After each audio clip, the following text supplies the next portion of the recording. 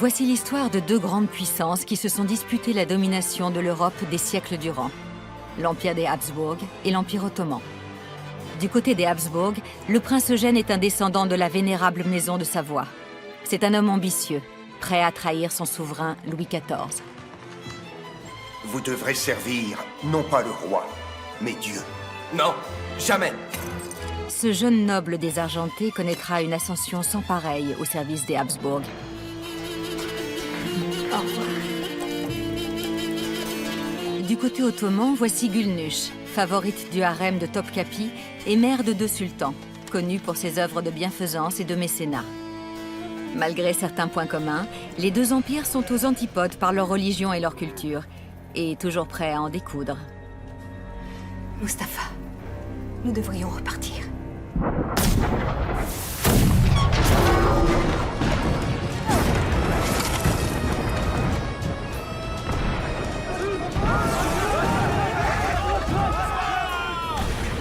Leurs affrontements tournent systématiquement au carnage et laissent souvent des dizaines de milliers de morts sur le champ de bataille. En temps de paix, en revanche, le commerce et les échanges vont bon train entre les deux puissances, y compris en matière médicale. Sacrebleu, qu'est-ce que vous faites? Mais un nouveau face-à-face se profile. Le 11 septembre 1697, Eugène de Savoie prend une décision qui va changer le cours de l'histoire.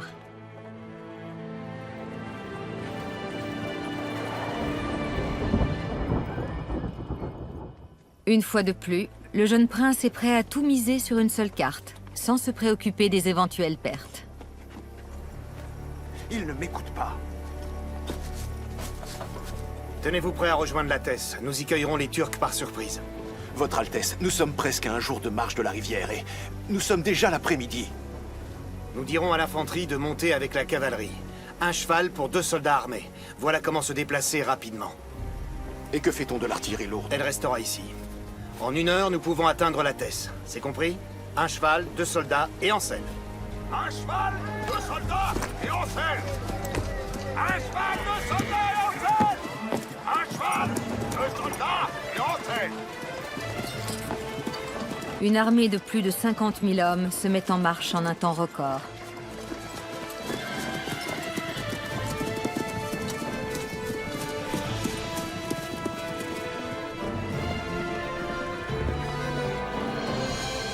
Arrivée à Tenta, elle découvre une situation confuse. Le sultan et la cavalerie ottomane ont déjà traversé la Thèse. Le reste des troupes est en train de passer la rivière. On dénombre près de 100 000 hommes au total. Ils sont en supériorité numérique. Pas si nous les jetons dans la rivière. En avant! Présentez! Ah!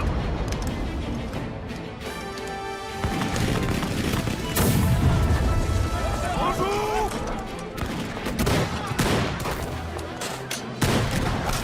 Armée!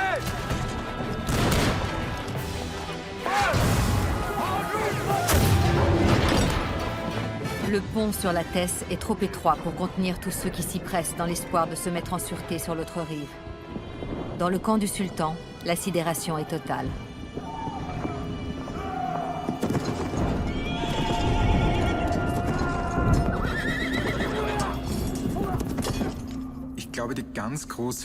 Eugène de Savoie possède un talent particulier dans ses fonctions de commandant, de chef des armées.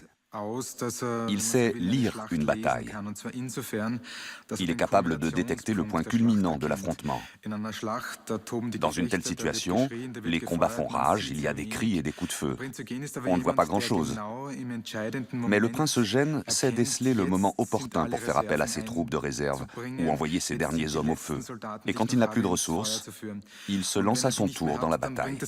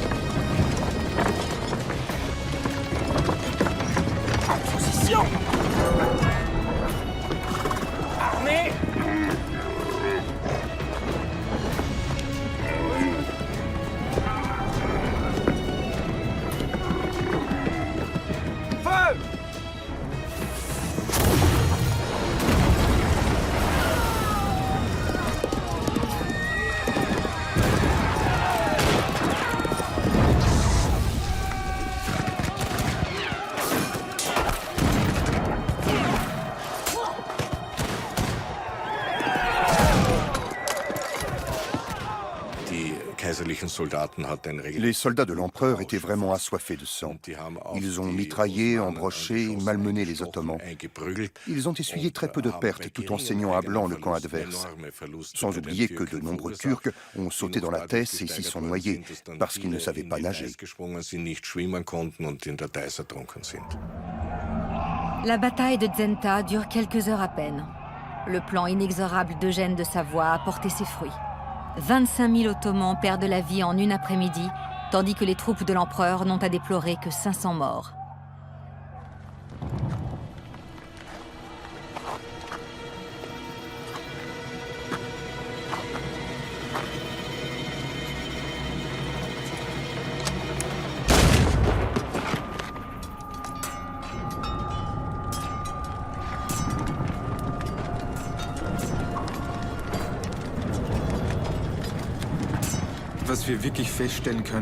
On constate une absence totale de compassion chez les hauts gradés de l'armée en ce qui concerne les pertes en hommes, y compris dans leur propre rang.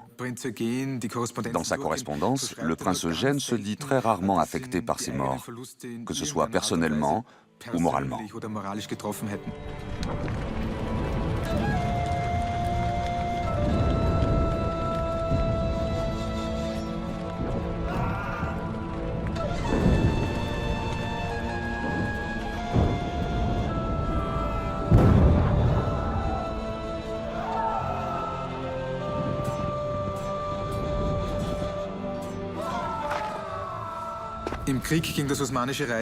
La guerre contre l'Empire ottoman est particulièrement sanglante.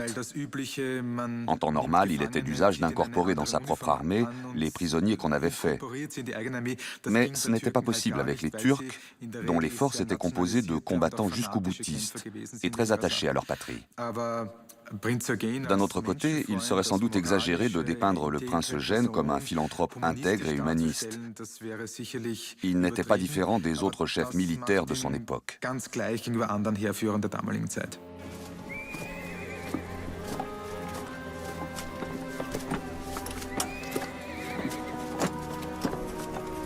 Apportez ça au camp. Pour les Ottomans, la bataille de Zenta est un cataclysme qui sonne la fin de l'expansion. Pour Eugène de Savoie, c'est un triomphe qui lui vaut désormais une réputation de génie militaire.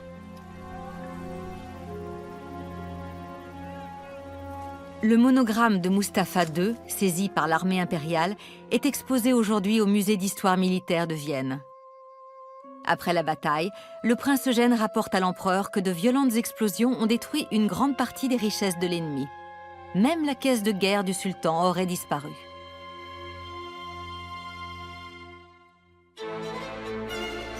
Hasard ou coïncidence, le prince réalise dans les années qui suivent des investissements considérables. Juste après la bataille de Zenta, il rembourse l'intégralité de ses dettes, puis ajoute 2 ailes à son palais d'hiver.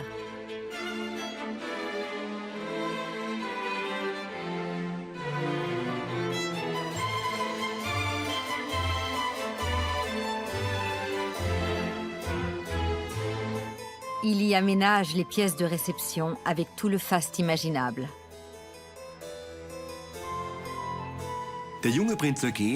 À la cour de Vienne, le jeune prince Eugène a très vite suscité l'envie et la jalousie. Pourquoi? Parce qu'il a connu une trajectoire fulgurante, sans respecter aucune des règles de mobilité sociale de son temps. De plus, il ne s'est pas gêné pour exploiter cette ascension à des fins d'enrichissement personnel et pour la mettre en scène de façon aussi tape à l'œil que possible, comme un vrai parvenu.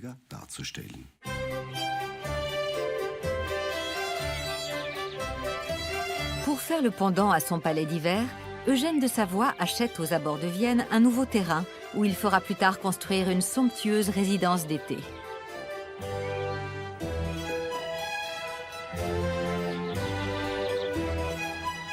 En Hongrie, il reçoit l'île de Tsepel sur le Danube, où il fait bâtir le château Ráckeve, aujourd'hui transformé en hôtel. C'est le premier projet qu'il confie à Johann Lukas von Hildebrandt, un architecte qu'il fait venir d'Italie. Celui qu'il appelle Maître Gianluca réalisera par la suite toutes les demeures du prince.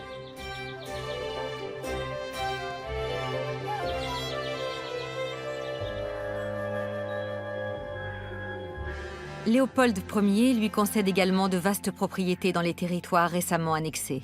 Par exemple à Mohacs, dans le sud de la Hongrie, lieu d'une précédente bataille contre les Ottomans en 1526. Un mémorial rend aujourd'hui hommage aux 15 000 soldats tombés au champ d'honneur.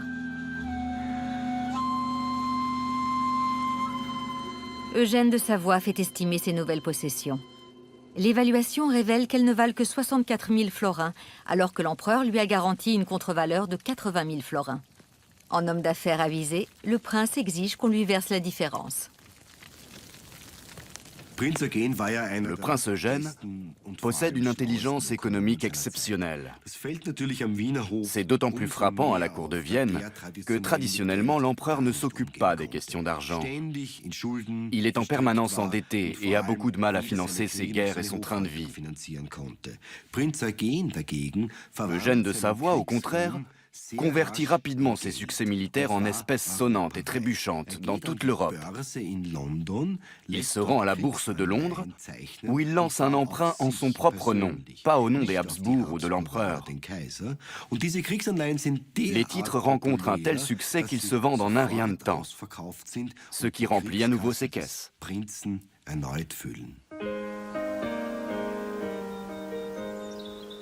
L'empereur n'a pas les moyens de verser au prince Eugène la somme qu'il demande.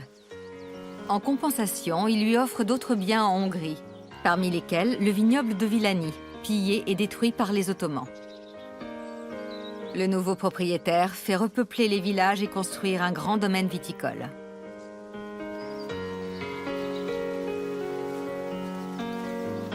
En l'espace de 20 ans, les 50 hectares de terres cultivées sont multipliés par 5.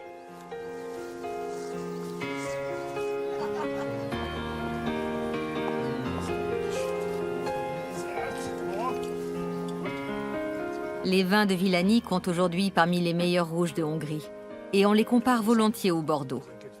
Leur particularité ?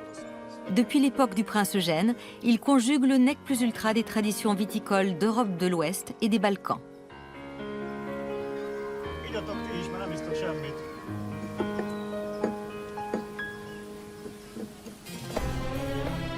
Les Habsbourg ont grandement bénéficié de la guerre. Après la bataille de Tsenta, la Hongrie et la Transylvanie leur reviennent en intégralité. La paix signée à Karlowitz en 1699 vient mettre fin à 15 ans de conflit avec les Ottomans. Après cette défaite, il n'y a plus rien à attendre de la part du sultan. Je pense qu'il Une faudrait- succession de défaites militaires et un sultan qui préfère la chasse à la conduite des affaires. De quoi faire naître la grogne dans l'Empire ottoman. Les chefs des janissaires sont particulièrement mécontents de la situation. Où est notre sultan? Il n'est pas là. Il est parti à la chasse. Membre du conseil, maintenant écoutez-moi. Cela suffit. Les conditions sont insupportables. Pas un mois ne s'écoule sans que les impôts n'augmentent. Désormais, à cause du sultan et du grand moufti, le tabac et le vin sont tellement taxés que la faillite est inévitable. On ne vend plus aucune marchandise. Ça fait des mois que mes hommes attendent d'être payés. Mais nous n'avons rien à voir là-dedans. Il n'est pas question qu'on tolère cette situation plus longtemps.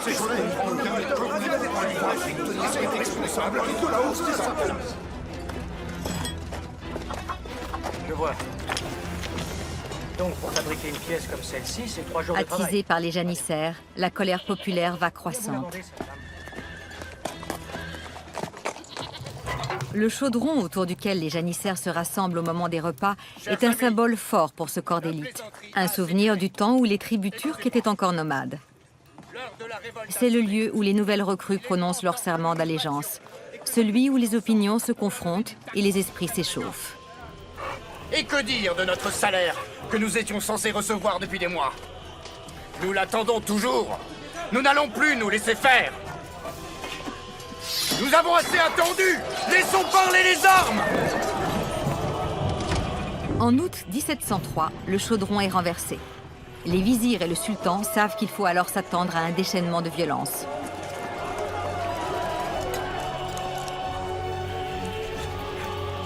Les janissaires font irruption dans le palais de Topkapi, tuent le grand moufti et déposent Mustapha II.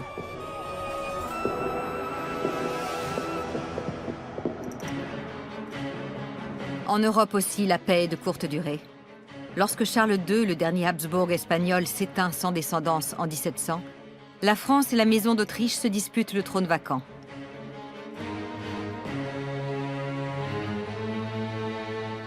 La guerre de succession d'Espagne va gagner toute l'Europe et durer 14 ans. C'est en quelque sorte la première guerre mondiale de l'époque moderne.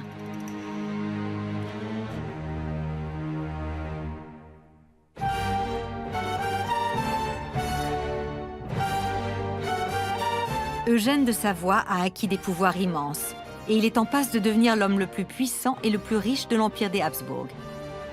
Une grande réforme des forces armées va l'amener un peu plus loin encore dans cette voie. On assiste à une spécialisation des troupes.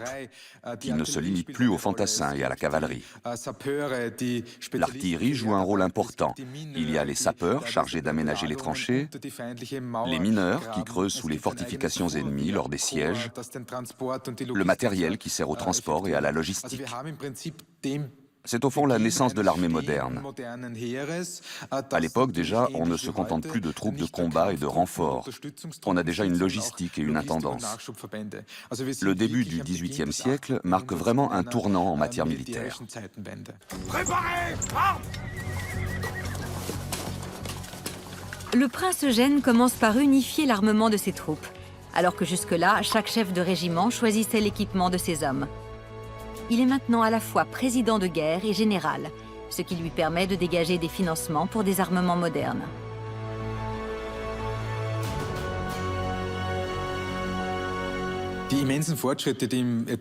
C'est une époque de grands progrès dans les techniques d'armement.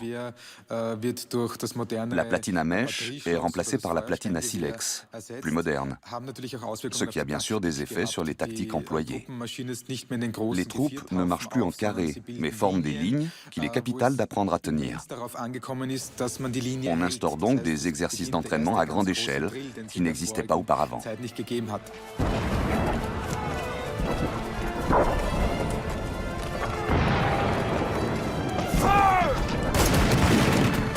L'empereur envoie son président de guerre combattre les Français dans le nord de l'Italie. Le prince doit traverser les Alpes pour éviter toute confrontation avec l'ennemi avant d'atteindre le théâtre des combats.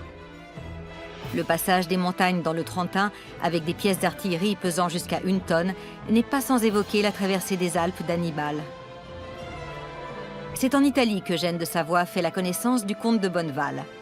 Le destin des deux hommes sera désormais lié. Reya von Galen, comédienne et metteur en scène de théâtre, est une descendante du comte de Bonneval.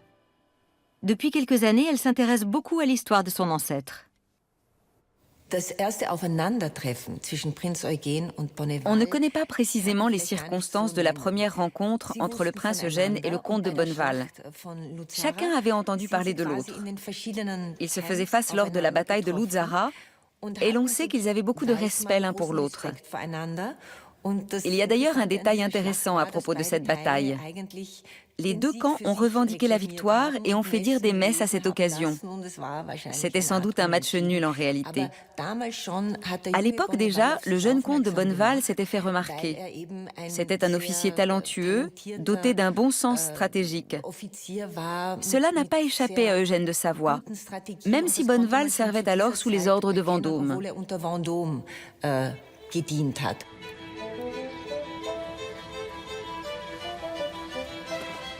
À la suite d'un différend avec le ministre français de la guerre, Bonneval passe à l'ennemi.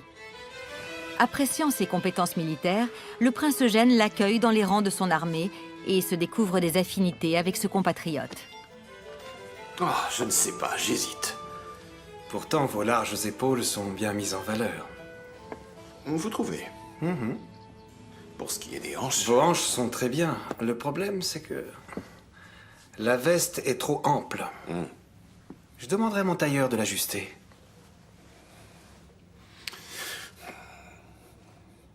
Voilà qui vous donne la stature d'un empereur. J'ai plutôt l'air d'un rat des villes. Entre nous, l'élégance n'est pas une spécialité viennoise. Avec Bonneval, Eugène va tenter de nouer une véritable amitié.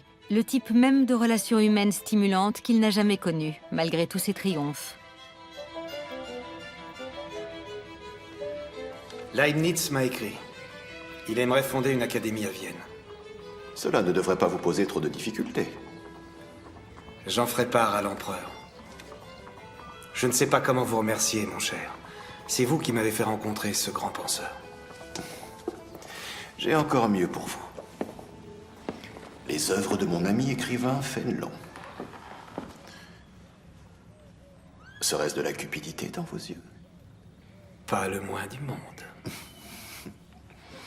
Pardonnez-moi si le simple plaisir d'admirer la parole écrite m'a fait perdre contenance. Permettez?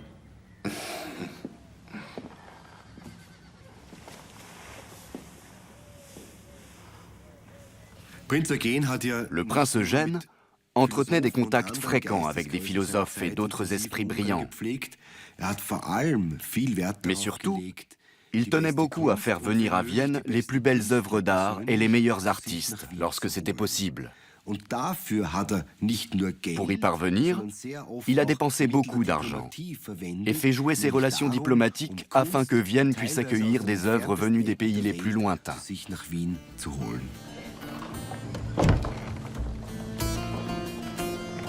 À Constantinople, l'ère baroque commence aussi. L'année 1703 marque le véritable commencement du nouveau siècle.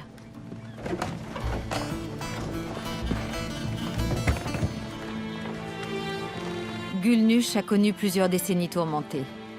La mauvaise gestion de son fils, le sultan Mustapha, a plongé l'Empire ottoman dans une crise économique inquiétante, et les janissaires exigent sa tête.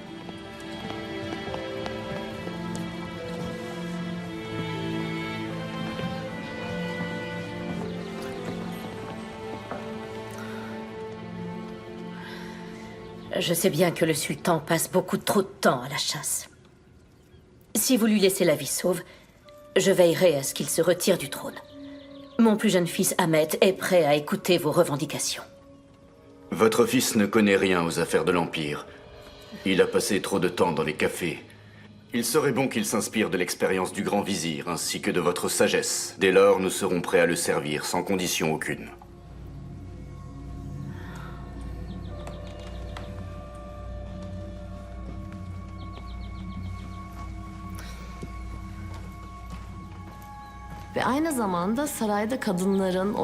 Le fait qu'à la même époque on ait pu vivre la période que nous appelons le règne des femmes est aussi lié à d'autres facteurs. L'un d'eux est sans conteste l'apparition au palais de très importantes familles de grands vizirs. Celles-ci, en commun avec les reines-mères, conduisaient les affaires politiques et militaires du pays pendant la minorité des jeunes sultans. Nous savons qu'au XVIIe siècle, cette pratique est désormais révolue. Sous le règne de son fils Ahmet III, Gülnüch va contribuer de façon déterminante au rayonnement de la culture ottomane. Les ouvrages manuscrits sont fabuleux, mais ils ne sont pas à la portée de tout le monde. En Europe, l'imprimerie existe depuis plus de 250 ans. Tenez, voyez les chefs-d'œuvre qu'ils ont créés. Leur livre sacré, notamment, a été publié à grande échelle. Ils sont même en mesure d'imprimer des exemplaires avec les caractères arabes. Nous ne pouvons pas rester en retrait. Figure clé de cette époque, Ibrahim Müteferrika est un Hongrois converti à l'islam.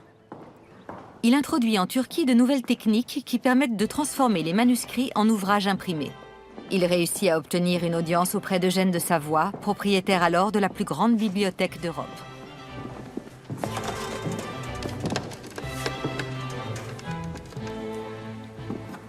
Ma bibliothèque se divise en 3 catégories, une couleur par catégorie.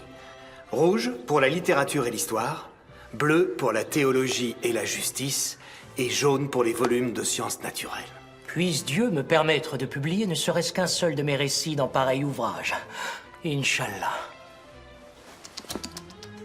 Messieurs, s'il vous plaît.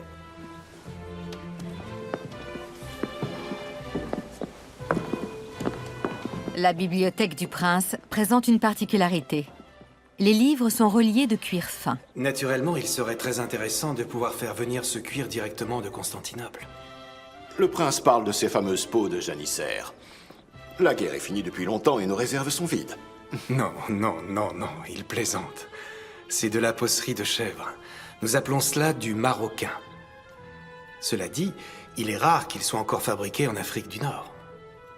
Et l'on raconte que votre tannage de peau de chèvre est d'une qualité sans pareille. Nous prévoyons également de relier les livres de la bibliothèque de notre sultan avec ce même cuir. Il n'y aura donc aucun défaut de fabrication. Ce besoin en cuir est bien réel. Grâce à l'aide de Bonneval, qui entretient de bons rapports avec des philosophes tels que Voltaire, Leibniz et Montesquieu, le prince Eugène possède à présent quelques 15 000 volumes. De nos jours, il forme encore une part importante du fonds de la Bibliothèque nationale d'Autriche.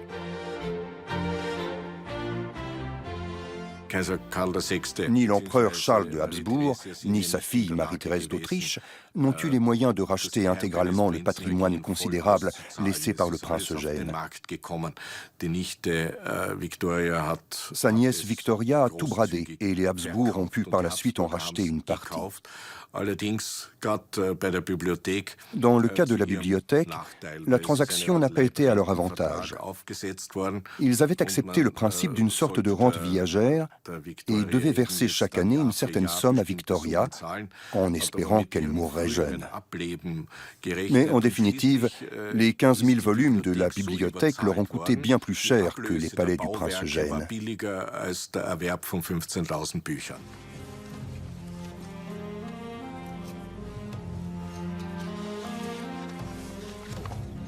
Voici les ouvrages qui proviennent de la bibliothèque du prince Eugène.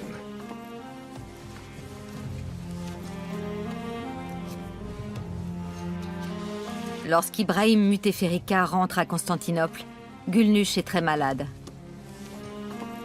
Jusqu'à son dernier souffle, elle conservera sa place dans l'Empire.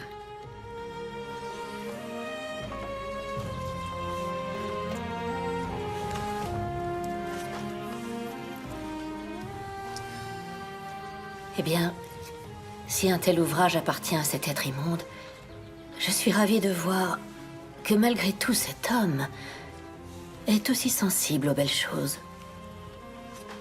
On essaie parfois de compenser la laideur de la vie avec la beauté de l'éternité. Gulnüch meurt en 1715.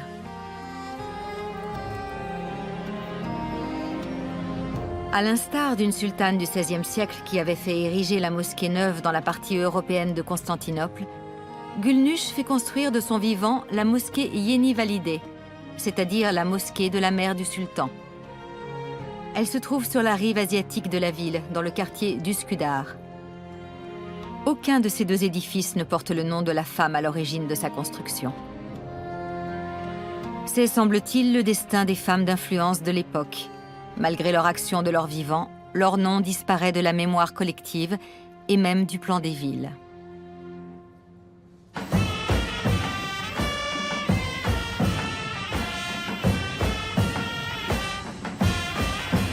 Un an seulement après la mort de Gulnüch, c'en est fini de la paix qui durait depuis près de 20 ans entre Ottomans et Habsbourg.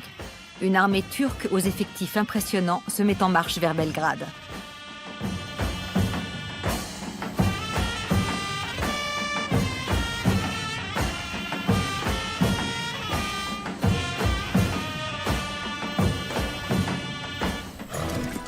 Près de la forteresse de Petrovaradin, dans l'actuelle Serbie, Eugène de Savoie réussit une nouvelle fois à battre les Ottomans, grâce à une ruse, dit-on, consistant à ferrer à l'envers les chevaux de ses hommes.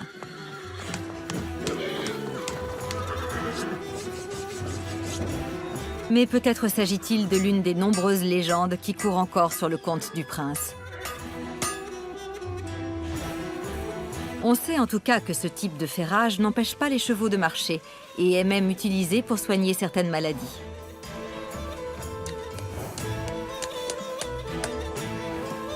Les empreintes de pas pointent dans une direction, tandis que celles des fers en indiquent une autre. À première vue, de quoi perturber l'ennemi et l'envoyer sur une fausse piste. Mais l'œil exercé ne se laisse pas duper. En juin 1717, Eugène de Savoie assiège une nouvelle fois la forteresse de Belgrade tenue par les Ottomans.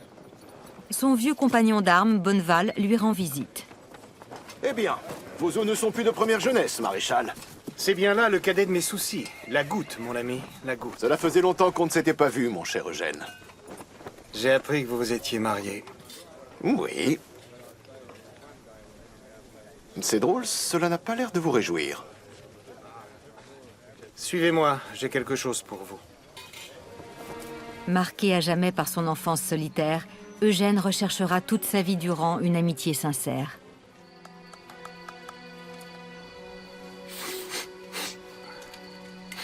Qu'est-ce que c'est? Des émeraudes? Des diamants? Ne me dites pas que c'est un cadeau de mariage. Non. Cela fait maintenant 15 ans que nous nous sommes rencontrés pour la première fois sur un champ de bataille. Ça alors, un cadeau d'anniversaire. Voyez cela comme un symbole qui scellera notre amitié sans faille. Une amitié sans faille. Oui.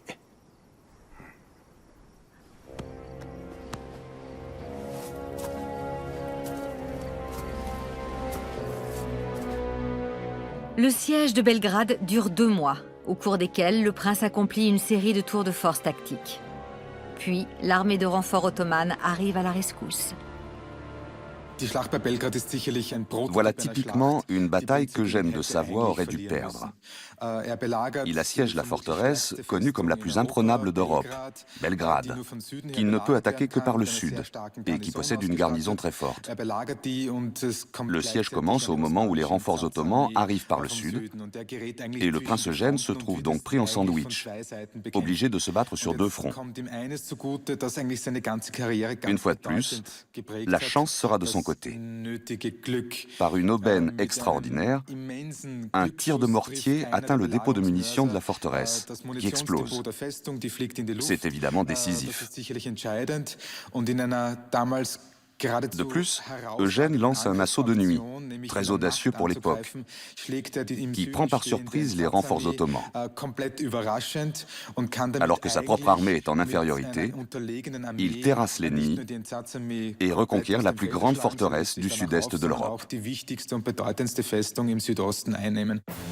Au terme de la paix de Passarowitz, signée en 1718, l'Empire des Habsbourg s'enrichit de nouveaux territoires, le Banat et l'Olténie-Valaque. Jamais il n'a été aussi vaste, et c'est Eugène de Savoie qui a permis cette expansion.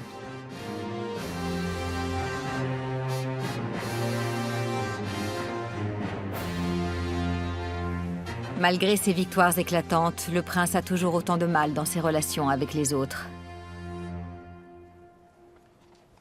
La vôtre est plus grosse que la mienne.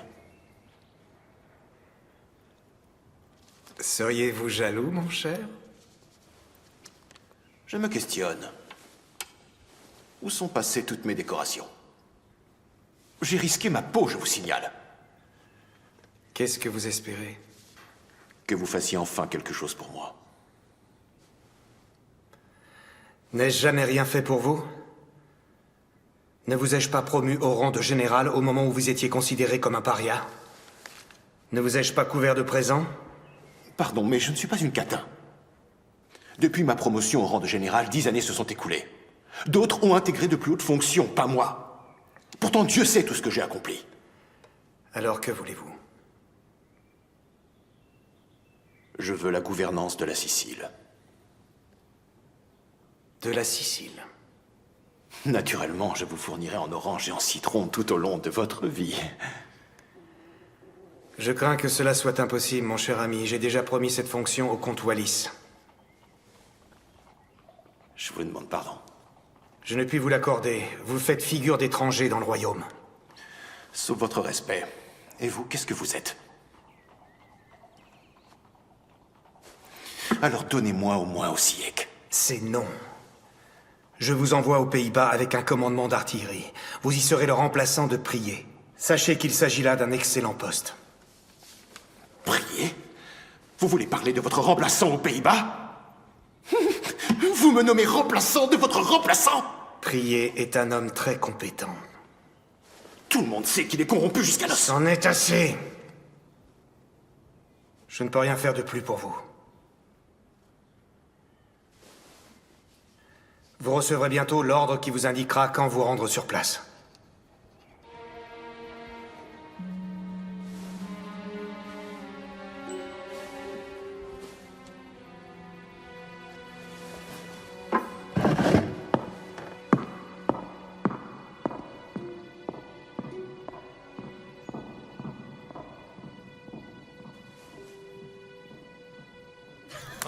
Il était parmi nous un mouflet que la goutte affreusement tourmentait. Avant de quitter Vienne, Bonneval compose une chanson satirique sur son meilleur ennemi. L'air de saleté sur le bec. Ce Français convoitait au siècle.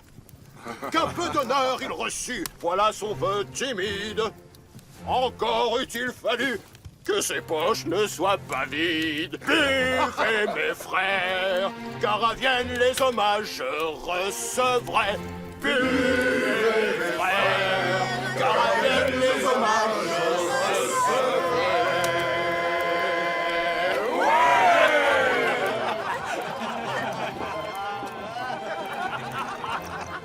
Le prince Eugène apprend cet affront par une lettre qu'on lui envoie de Bruxelles. On raconte aussi que Bonneval serait de mèche avec des nobles dissidents qui exprimeraient ouvertement leur hostilité au pouvoir des Habsbourg. Le représentant d'Eugène à Bruxelles fait incarcérer Bonneval. Le côté impitoyable du prince se révèle ici au grand jour. Il recommande à la cour martiale de condamner à mort son ancien camarade pour haute trahison.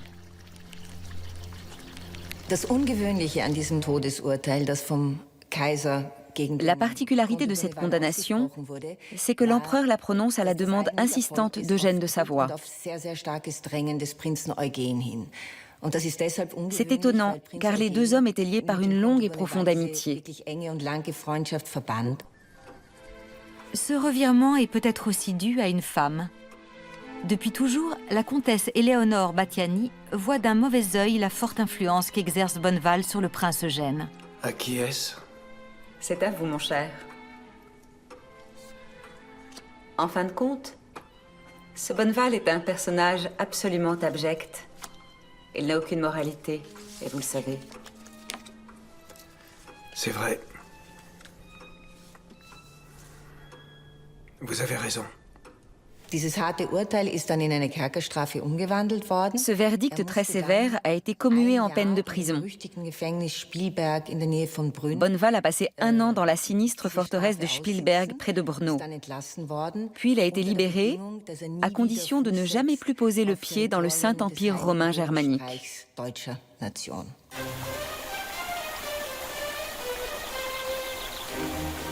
Construit en quelques années seulement par Johann Lucas von Hildebrandt sur ordre d'Eugène de Savoie, le palais du Belvédère vient d'être achevé.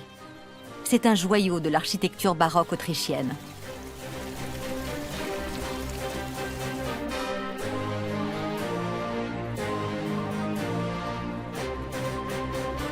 Le prince se trouve à l'apogée de son pouvoir.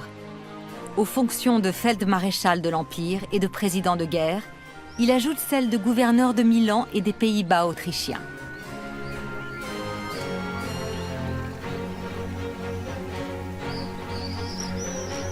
Le château de Hof, superbe résidence baroque qu'il commande dans les années 1720, est rehaussé par des jardins à la française en terrasse, ornés de parterres à motifs.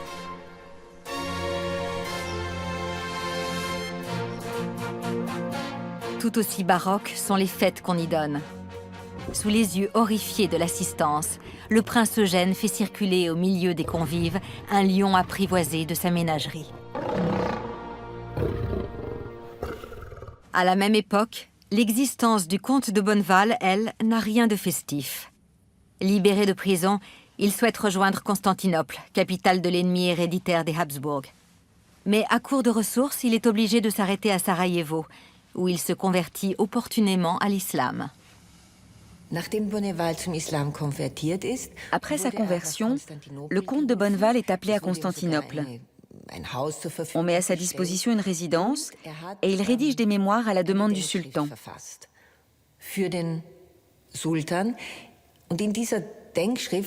Il y compile ses réflexions, notamment une liste des réformes qu'il préconise pour moderniser l'armée ottomane. Le sultan est très impressionné par ces propositions. En retour, il confie à Bonneval le commandement du corps d'artillerie.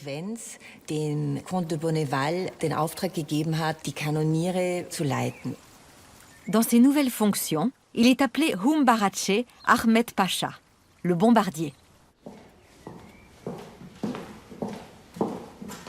Lorsqu'il avance des nouvelles activités de Bonneval au service des Ottomans, Eugène de Savoie est hors de lui. L'arme secrète de sa mère lui revient alors en mémoire.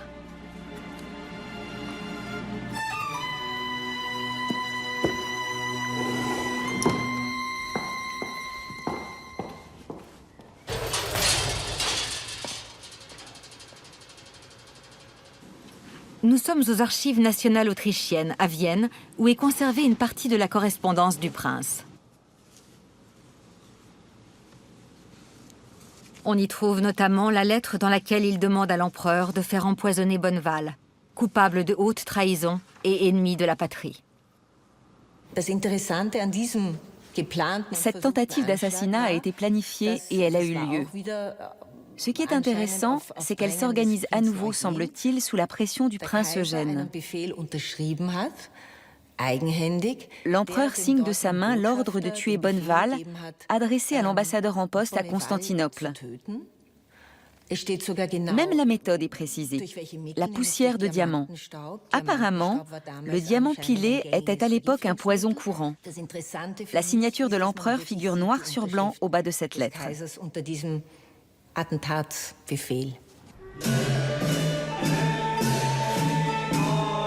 L'attentat échoue et Bonneval entre dans l'ordre Mevlevi des derviches tourneurs, connu pour son esprit de tolérance.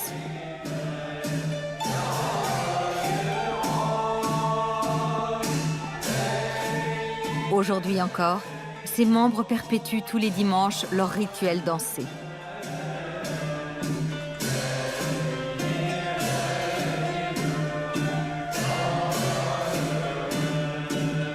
Grâce à leur mouvement de rotation, ces adeptes du soufisme atteignent peu à peu un état de transe.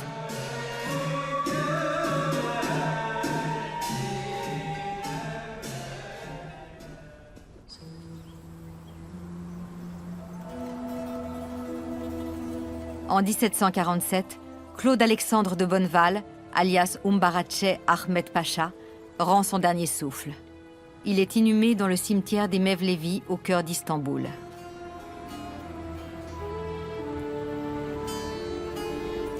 À quelques mètres de là se trouve la tombe du pionnier de l'imprimerie ottomane, Ibrahim Mütefirika.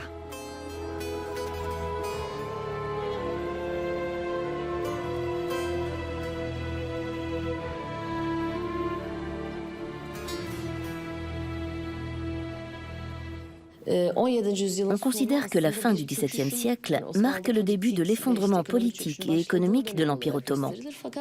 Mais les périodes d'effondrement sont en même temps très intéressantes, car ce sont des moments où l'on cherche à créer quelque chose de neuf à la place de ce qui désormais vous file entre les doigts. L'époque où vécut la sultane validée Gülnüş correspond exactement à une telle période. Une mosquée et une fontaine à Istanbul. C'est tout ce qu'il reste d'Emetullah Rabia Gülnüş.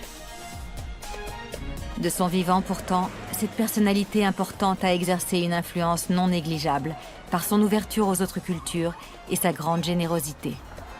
Gülnüş n'occupe pas la place qu'elle mérite dans l'histoire ottomane. Si elle reste dans les mémoires à ce jour, c'est grâce au règne de son fils Ahmet III, qui a été une époque de grande créativité dans les domaines de l'architecture et des arts. De la créativité, Johann Lucas von Hildebrandt en a lui aussi à revendre. Il achève vers 1730 le château de Hof, qui, s'il n'est pas la plus grande des propriétés d'Eugène de Savoie, est sans aucun doute la plus élégante. Sur la fin de sa vie, le prince y passe ses étés, entouré d'un petit cercle de proches. Cette combinaison entre Mars et Jupiter est non seulement le signe d'un bonheur durable, mais également celui d'une volonté toute puissante de réussite absolue dans tous les domaines. Le fait que Jupiter soit en maison 12 indique un goût certain pour les belles choses. Vous aimez la douceur, ainsi que les arts, et Mars en opposition avec Uranus témoigne non seulement de la détermination qui vous caractérise, mais aussi et surtout de votre sang-froid à toute épreuve, comme de votre brutalité. En revanche, j'ai beau chercher partout, je ne vois pas de Vénus, ce qui veut dire que vous êtes un Mars sans Vénus, votre Altesse. Pluton en maison 6 indique une zone d'ombre importante. Je vois une fin de vie remplie de solitude et de douleur. Oui, de douleur. Cela suffit. Vous pouvez disposer.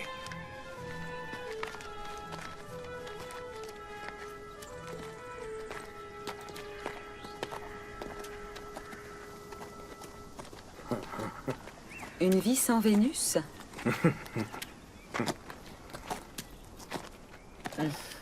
Je hais l'astrologie. Je ne croyais déjà pas à toutes ces sornettes lorsque j'ai quitté Paris. Vous avez tort. Ça, c'est un Citrus limonis, originaire de Sicile. Mon cher Eugène, comment faites-vous pour vous procurer toutes ces variétés que je ne connais pas? Mon enfant, j'ai des agents dans chaque port d'Europe. Quand ils ne sont pas en train de pourchasser un criminel sur mes ordres, ils vont sur les quais des galions amarrés et m'achètent les plus belles espèces de plantes et d'animaux venus des 4 coins du monde.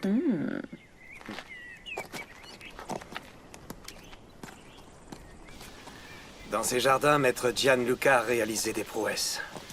Les terrasses descendent pratiquement jusqu'au polder. 1, 2, 3, 4, 5, 6. Et même 7. Vous en avez une de plus que l'empereur. En effet. Le prince Eugène est fatigué, mais l'empereur a besoin de lui pour mener une dernière campagne. Il est pris au piège de sa gloire, en somme. Après tout, il est l'arme secrète de l'empereur, qui se sait invincible avec son feldmaréchal à la tête de ses armées. Il se laisse convaincre encore une fois, mais je crois qu'il n'en a plus très envie. Il aspire à finir ses jours paisiblement dans un de ses châteaux. C'en est fini du combattant intrépide et du commandant sans pitié. Pendant les dernières années de sa vie, le prince s'intéresse de plus en plus à ses propriétés et à ses collections. Sur le papier, la Vienne baroque était bien sûr une cour impériale. Mais toute l'Europe la jugeait un peu arriérée, provinciale, et surtout passablement appauvrie. Le prince Eugène, lui, était un héros de guerre. Mais il avait en outre la réputation d'être un mécène riche et plein d'esprit. Sa renommée a également rejailli sur Vienne et a aidé la ville à redorer son image, longtemps encore après sa mort. Eugène de Savoie conserve ses fonctions jusqu'à un âge avancé et bénéficie d'un prestige presque égal à celui de l'empereur. Lui, un étranger, a su repousser plus qu'aucun autre les frontières de l'Empire des Habsbourg. Il a également fait construire des édifices luxueux.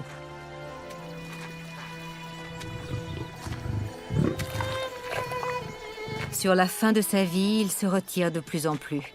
Il reste solitaire et ne parle plus qu'à ses animaux. Allez. Rugis. Beau lion.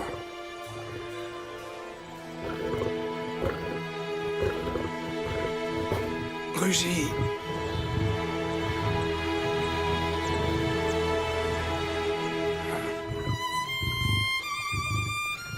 Il meurt dans son sommeil le 21 avril 1736. On raconte qu'au belvédère, son vieux lion domestique se serait alors réveillé pour rugir avec tant de force qu'on l'aurait entendu jusque dans le centre de Vienne. Le cœur du défunt est inhumé à Turin, le reste de sa dépouille dans une chapelle de la cathédrale Saint-Étienne qui porte son nom. Il part comme il a vécu, comme un étranger, mais après avoir fait tout ce qu'il fallait pour que son nom ne soit jamais oublié.